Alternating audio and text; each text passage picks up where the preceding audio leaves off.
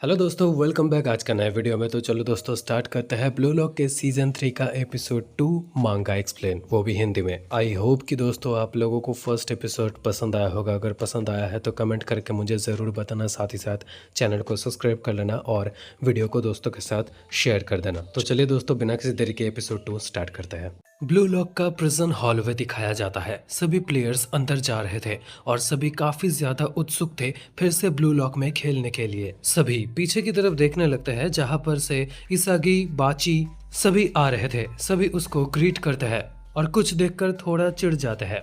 U20 players, आखिर तुम सभी यहाँ पर क्या कर रहे हो? तुम्हारा मतलब है फॉर्मर U20 प्लेयर्स, है ना? जहाँ पर आइको इसागी को बताता है, तुम हमसे पूछ रहे हो क्यों और किस लिए ईगो ने हमें यहाँ पर बुलाया है। उसने कहा है कि वो एक नया प्रोजेक्ट शुरू कर रहा है जब हमें उसका हिस्सा बनना है। बाचिरा आईक्यू से हाथ भी मिलाता है, जहाँ पे पिछला बॉलिंग गेम को लेकर थोड़ा सा कॉमिक सीन वहाँ पे बनता है।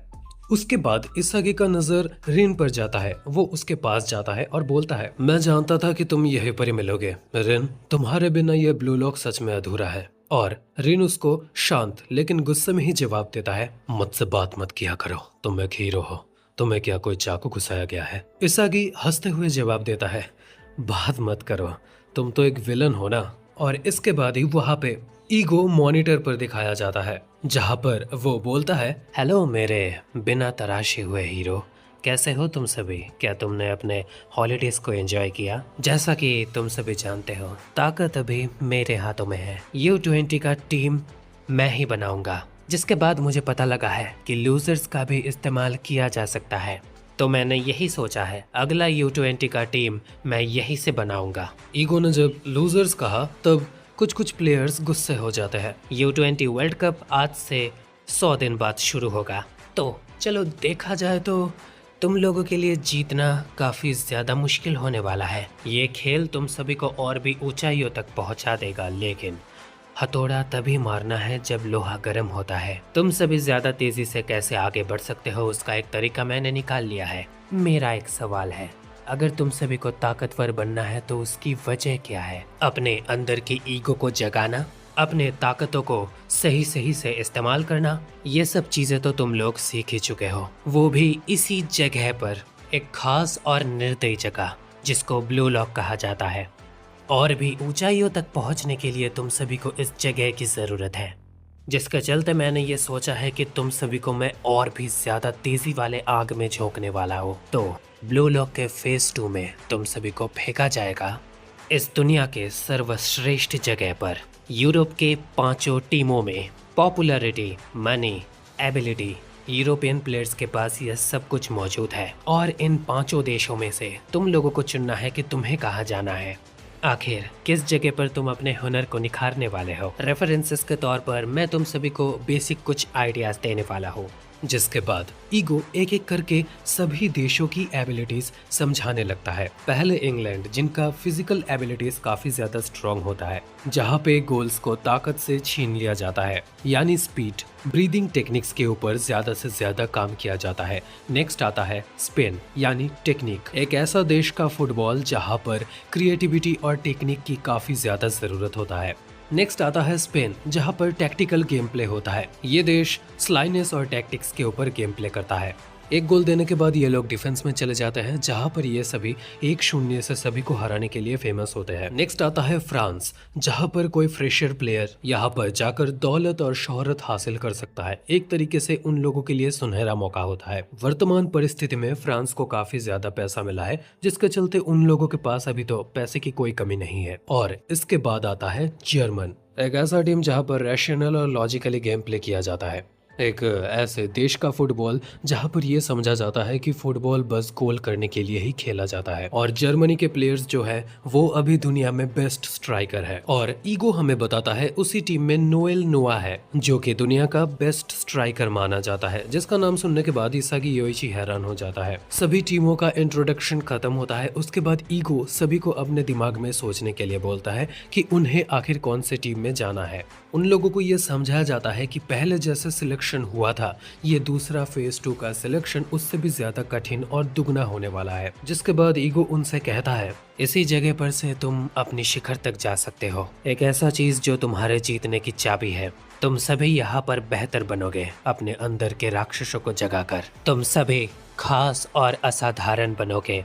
तुम्हारे अंदर मौजूद टैलेंट्स और तुम्हारे अंदर की ताकतें भले ही जापान में सबसे ज्यादा बेहतर माना जाता हो, लेकिन वो दुनिया के सामने कुछ भी नहीं है। जो तुम सभी को महसूस होता है और जिन पर तुम यकीन करते हो, वो सब कुछ बस तुम लोगों के लिए एक चुनौती होने वाला है। और बावजूद इन सभी चीजों के अगर तुम सभी सफल हो जाते हो कि तुम सभी आखिर कौन हो और तुम लोगों का वजूद क्या है, बस अपनी कीमत अदा करो। उसके बाद दुनिया तुम्हें खुद ब खुद पहचान जाएगा। यही वो रास्ता है जहाँ से तुम सभी प्रोफेशनल प्लेयर्स बन सकते हो। तुम सभी सोच सकते हो इसके बाद तुम सभी को क्या करना है और क्या चुनना है। खुद ब खुद चुनो तुम लोगों के लिए बेस्ट एनवायरनमेंट कौन सा होने वाला है। तुम सभी नहीं तो एक सही फैसला नहीं तो एक बुरा फैसला लेने वाले हो, और इसी फैसले से तुम सभी अपने जिंदगी की किस्मत को तय करने वाले हो। ये समय है ब्लू लॉक के टेस्ट में तुम सभी ने जो जो कुछ सीखा है सब कुछ उतार देने का। ये जगह तुम्हारे लिए एक स्टेज सेट है, दुनिया को सब कुछ दिखाने का कि तुम आखिर क्या हो और कौन हो। यही वो वक्त है जहाँ पे तुम अपने भविष्य के दांव खेलने वाले हो। जगह चुनने की लड़ाई अभी शुरू होती है। सेकंड फेज में हम लोगों को टाइम लिमिट 10 मिनट का दिखाया जाता है कि सभी प्लेयर्स कौन से टीम को चूज करने वाले हैं, और इसके बाद सभी एक एक करके अपने टीमों को चुन लेते हैं। जर्मनी, स्पेन, इटली, फ्रांस, एक एक प्लेयर ने एक एक जगह ले लिया था। जल्दबाजी देखकर सभी को स्टीरियोटाइप बोल दिया जाता है, लेकिन सभी को इसी बेसिस के ऊपर ही टीम को चुनना होगा। उसके बाद इसागी से भी पूछा जाता है कि वो आखिर कौन सी टीम को चुनेगा। इसागी सोचने लगता है कि नेशनल्स टीमों में से उसे आखिर कहां पर जाना है। ईगो की बातों को सुनकर उसे लगता है कि वो थोड़ा सा कंफ्यूज्ड हो चुका है। वो बचपन में थोड़ा थोड़ा सा इंग्लिश लीग देखना शुरू ही किया था। उसके बाद उसको लगता था कि उसको बचपन में जर्मनी के टीम में जाना है। उसके बाद चिगरी उसको बताता है कि क्योंकि तुम एक हीरो हो तो तुम्हें जर्मनी के टीम में जाना चाहिए, वहां पर नोएल नोआ भी मौजूद है। इसागी चिगरी से पूछता है कि उसने आखिर कौन सा टीम सिलेक्ट किया है। चिगरी ने इंग्लैंड को चुना था क्योंकि उसको अपना स्पीड वहां पर टेस्ट करना था। इसको सुनने के बाद मिकागी रियो भी वहां पर पहुंच जाता है, जिसने खुद भी इंग्लैंड को चुना था क्योंकि उसको पैसा और शोहरत चाहिए था। इसागी फिर से सोचने लगता है, जिसके बाद वो नागी से पूछता है कि वो आखिर कौन से टीम में जाने वाला है। सोया नागी इज नागी, वो भी वैसा ही रिप्लाई देता है। जिसके बाद फाइनली उसने इंग्लैंड का टीम पिक कर लिया था। जिसके बाद वहां पर बाचीरा पहुंच जाता है और इसागी से पूछता है तुमने अभी भी नहीं चुना। इसागी बाचीरा से पूछता है कि उसने कौन सा टीम लिया है। बाचीरा उसको जवाब देता है, मैंने तो अपना टीम पहले ही चुन लिया है जहाँ पर ड्रिबलिंग टेक्निक्स होते हैं, यानी स्पेन का टेक्निक। इसागी हंसता है और कहता है, मैंने सोचा था कि ऐसा ही कुछ होने वाला है। वैसे ये चीज कुछ ना कुछ मैटर नहीं करता। हाँ, लेकिन क्यों? जैसा कि तुम जानते हो मुझे भी तो दुनिया का बेस्ट स्ट्राइकर बनना है ना। फर्क नहीं पड़ता मैं कौन से जगह पर ट्रेनिंग ले रहा हूँ, यही कुछ मायने रखता है कि मुझे दुनिया में सबसे ऊंचे स्तर पर पहुँचना है। हम सही फैसला लेते हैं इसका कोई मायना नहीं है, बल्कि मायने तो ये रखता है कि जो रास्ता मैंने चुना है उस पर मैं चल सकता हूँ या नहीं, वो सही है या नहीं। इसी तरीके से ही तुम दुनिया का बेस्ट बन सकते हो। मैं लॉजिकली सोचता नहीं हूँ, मैं अपने इंस्टिंक्ट का इस्तेमाल करता हूँ, और तुम्हें तो यह बात पता ही है। इसागी, तो दोस्त कोई फर्क नहीं पड़ता अगर रास्ता अलग हो जाता है तो अगली बार जब हम मिलेंगे तो दुनिया के बेहतर प्लेयर्स बनकर मिलेंगे, समझ गए ना? समझ गया बाजीरा, शुक्रिया। अभी मैं अपने इंस्टिंक्ट्स पर ही भरोसा करूंगा। इसागी सोच लेता है उसे कौन सी टीम में जाना है। जिसके बाद वो खुद से ही बातें करते हुए कहने लगता है, मैं उसी एनवायरनमेंट में जाना चाहता हूँ जहाँ पर मेरा दिल खौल उठेगा, जिस जगह पर मेरी मशालें जलेगी, और वो जगह है जर्मनी। ब्लू लॉक फेज 2 का सिलेक्शन यहीं पर ही खत्म हो जाता है। France, Germany, Spain, England, Italy सभी टीमों में 9 प्लेयर्स भर चुके थे। सभी प्लेयर्स में जोश भर चुका था। जर्मनी के प्लेयर्स जो थे वो पिछले दरवाजे से बाहर निकलने लगते हैं। सभी के अंदर जोश उमड़ रहा था, सभी को बस अभी खेलने का ही देर था। जर्मनी के लिए 9 प्लेयर्स का टीम बन चुका था जो कि अभी आ रहे थे। इसी रूम से ही जर्मनी का रूट स्टार्ट होने वाला था। वो एक अंधेरी कमरे में चले जाते हैं। हमें वहां पर ईगो का एक होलोग्राम दिखाया जाता है जो कि सभी को ग्रीट करता है रैशनैलिटी और लॉजिक बेसिस पर फुटबॉल खेलने के लिए।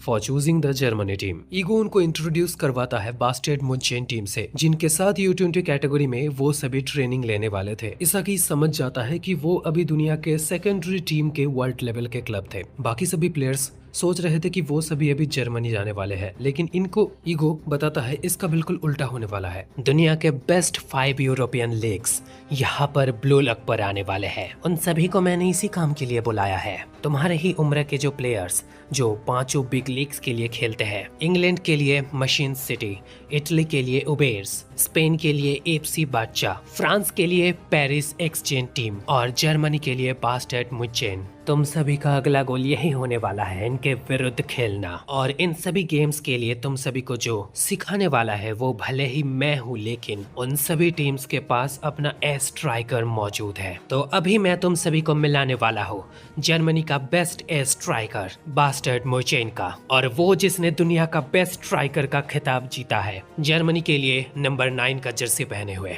नोएल नोआ, मास्टर स्ट्राइकर। नोएल नोआ दुनिया का बेस्ट स्ट्राइकर, जिससे कि हम लड़ाई करने वाले हैं। ईगो फिर उन्हें बताने लगता है कि जापान के U20 टीम के साथ ब्लू लॉक अभी पूरी दुनिया को अपना असली कीमत समझाएगा, और ईगो का यही सोच उसको नए नए स्पॉन्सर्स दिलाएगा। वो आगे भी बताने लगता है कि जर्मन टीम ही बस यही पर ही खत्म नहीं होता है, तो बाकी सभी भी सोचने लगता है क्या और भी टीम्स आने वाले हैं। ईगो उनको समझाता है हर एक स्पेक्ट्रम में 5 लीग्स के चैंपियंस आने वाले हैं, और हर एक के खुद के टीम पे उनका स्ट्राइकर मौजूद है। उसके बाद ईगो उनको इंट्रोड्यूस करवाता है उनसे इंग्लैंड मैनचेस्टर सिटी टीम से आयरन बॉडी, जो कि नोएल नोआ जितना ही ताकतवर है, prince Chris the perfect hero. Spain से FC Barca biggest score league team, एक genius dribbling master Riavino the dancer. Italy Uberus victory wayfare से मार्क स्नफी, जिसे कहा जाता है स्नफी द क्राउन मैसेंजर, एक ऐसा प्लेयर जिसे किसी भी टीम में ट्रांसफर किया जाए तो जीत तो पक्का ही है। फ्रांस के PXG से speed star striker Loki the God sprinter, जिसका नाम है जूलियन लोकी, नंबर 1 लेवल का एक युवा खिलाड़ी, दुनिया की नजरें जिस पर गड़ी हुई होती है। ईगो ने समझाता है सभी प्लेयर्स को अलग अलग तरीके से सिखाया जाता है, और उनके बाद उनको प्रोसेस समझाया जाता है कि वो लोग कैसे ट्रेनिंग लेने वाले हैं, और उसके बाद टीमों का कैसे विभाजन होगा ये समझाया जाता है।